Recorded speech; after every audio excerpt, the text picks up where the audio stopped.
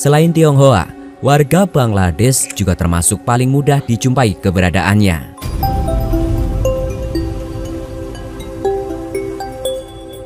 Halo guys, jumpa lagi guys. Gimana nih kabarnya hari ini teman-teman semua?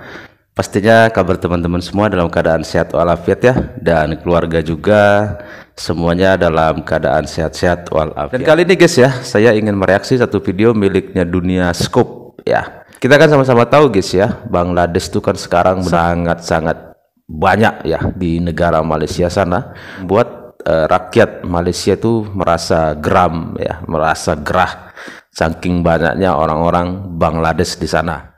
Oke guys ya, langsung saja kita tonton videonya. Salah satu alasan orang Bangladesh menyebar ke berbagai negara adalah untuk mencari peruntungan. Bahkan populasi mereka di Malaysia bisa mencapai ratusan ribu orang.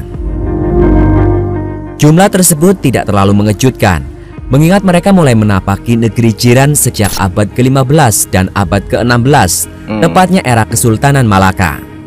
Kala itu banyak dari pedagang Teluk Benggala yang terlibat dalam aktivitas komersial kesultanan.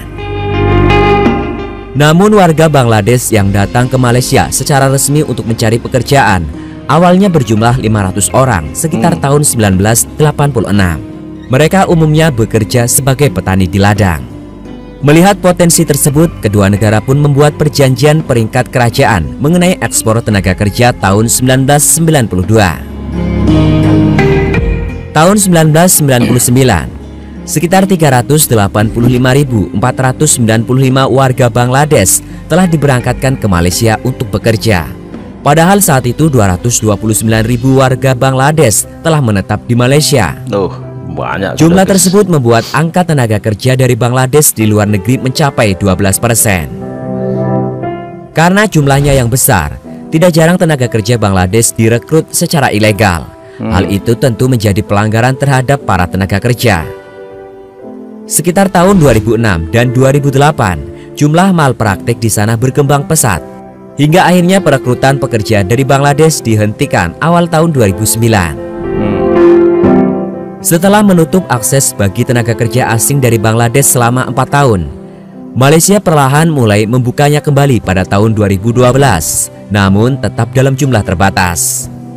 Saat itu pihak Malaysia membuka perekrutan pekerja sebanyak 10.000 orang untuk area perkebunan. Sayangnya, pembukaan kembali akses tersebut tidak berjalan baik karena adanya pengaruh agen perekrutan yang memiliki kepentingan pribadi di kedua negara. Melihat ketidakberesan itu, pemerintah Malaysia dan Bangladesh akhirnya memulai perekrutan pekerja dari Dhaka di bawah manajemen swasta hanya untuk 3 sektor, yaitu konstruksi, manufaktur, dan jasa.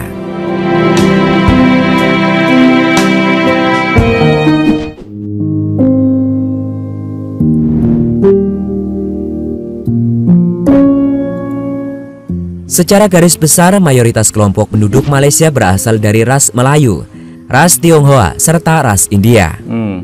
Ada 3 kelompok penduduk asli yang bertempat tinggal di wilayah Malaysia. Sebentar guys, seiring berjalannya waktu sebenarnya ya, kenapa di Malaysia ini semakin banyak orang-orang Bangladesh ke sana ya.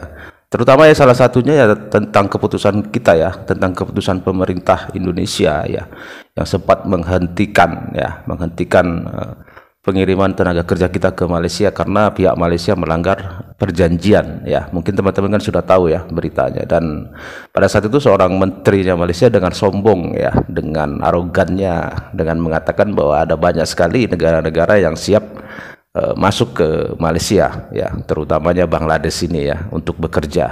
Dan akhirnya ya sama-sama kita lihat Malaysia ini dipenuhi dengan orang-orang Bangladesh, karena memang pada dasarnya pekerja asal kita Indonesia yang ke Malaysia itu kan sudah semakin berkurang ya. Kita juga sudah pernah lihat ya videonya ya, karena di satu daerah, satu tempat tuh yang tadinya mayoritas orang Indonesia sekarang sudah memang sudah tidak ada ya, digantikan oleh orang-orang Bangladesh.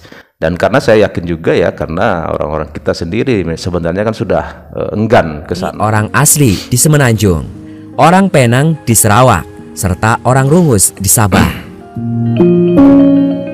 Dilansir dari The Government of Malaysia's official portal, tiap penduduk asli tersebut berasal dari berbagai suku, yakni orang asli di Semenanjung. Ada 3 kelompok besar suku, yakni Negrito, Senoi, serta Proto Melayu. Orang Penang di Sarawak terdiri dari 27 kelompok suku, dan kelompok suku utamanya adalah Iban. Dayak ya, Dayak Iban. Orang Rungus di Sabah memiliki 32 suku, dan kelompok suku utamanya adalah Kadasan Dusun. Seperti yang telah disebutkan di atas, mayoritas penduduk Malaysia berasal dari 3 kelompok etnis, yaitu Bumi Putra, ras Tionghoa, serta ras India.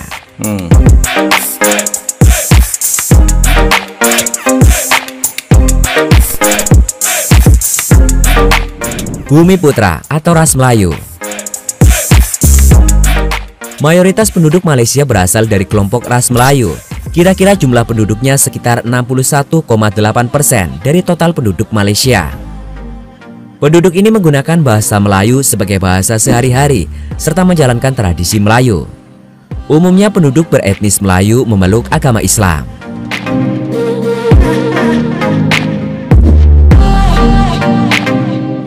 Tionghoa. Jumlah penduduk etnis Tionghoa di Malaysia sekitar 21,4% dari total penduduk. Sebagian besar dari penduduk tersebut merupakan keturunan dari imigran Cina yang datang ke Malaysia pada abad ke-19. Dalam berbahasa, mereka sering menggunakan bahasa Mandarin dengan dialek yang berbeda. Contohnya dialek Hokkien dan dialek Kanton.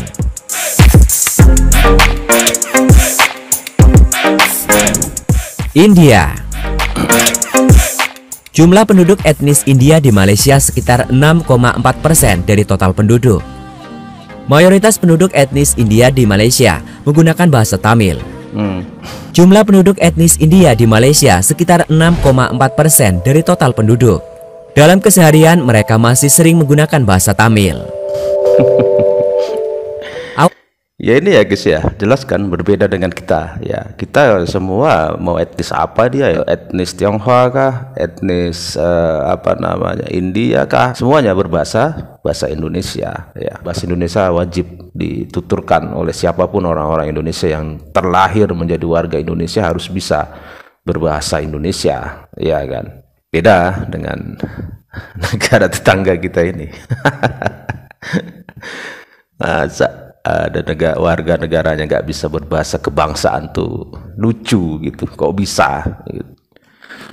Awal mula kehadiran orang India di Malaysia terjadi saat para pedagang India datang ke Malaya pada awal abad ke-14.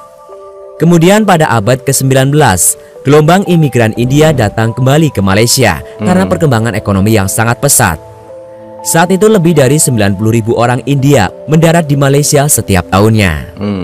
Mereka direkrut dan diminta oleh Inggris yang saat itu menjajah Malaya untuk dijadikan sebagai buruh kontrak dan bekerja di perkebunan karet.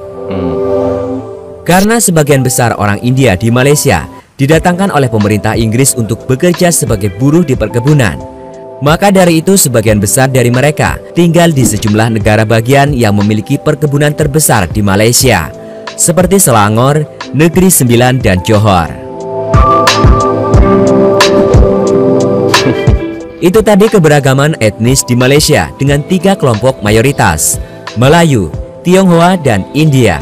Dan mungkin tidak lama lagi Bangladesh juga akan menjadi mayoritas. Iya. Bisa jadi. Itu tadi guys ya, sama-sama sudah kita dengar ya. Terakhir sekali memang bisa jadi ya kenyataan apa yang dikatakan Abang ini. Bisa jadi nanti ke depannya itu Bangladesh akan menjadi mayoritas juga ya di Malaysia ya, karena kan sama-sama kita lihat sendiri ya, kalau orang-orang Bangladesh ini kan sudah semakin semakin banyak sekali kan di sana.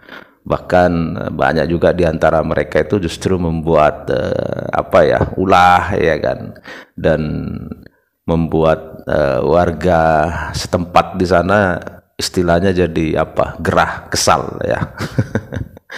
Bahkan pernah kita lihat juga ada saking bingungnya ya, saking sudah frustasi karena saking banyaknya orang-orang Bangladesh di sana, ada seorang perempuan Malaysia menginginkan hanya orang Indonesia saja yang boleh masuk ke Malaysia, bahkan sampai dia mengatakan kalau bisa orang-orang Bangladesh dikirim ke Indonesia. Itu kan sudah saking frustasinya ya.